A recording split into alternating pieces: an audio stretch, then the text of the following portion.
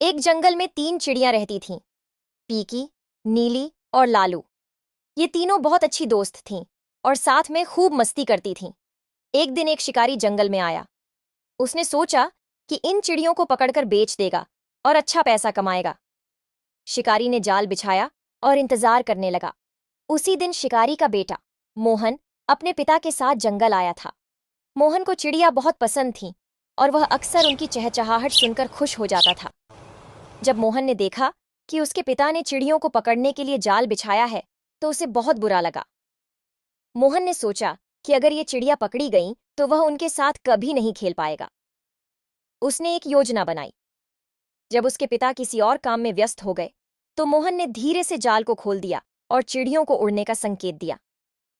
चिड़िया मोहन के इरादे को समझ गईं और तुरंत उड़ गईं। वे तीनों खुश होकर मोहन के पास आईं और उसकी दोस्ती को स्वीकार किया।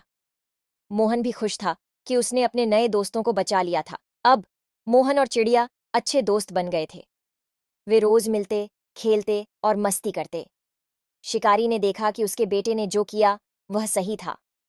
उसने तय किया कि वह अब चिड़ियों को पकड़ने का काम नहीं करेगा। इस तरह तीन चिड़ियां, एक शिकारी और उसका बेटा सभी दोस्त बन गए और जंगल में खुशहाल जीवन बिताने लगे।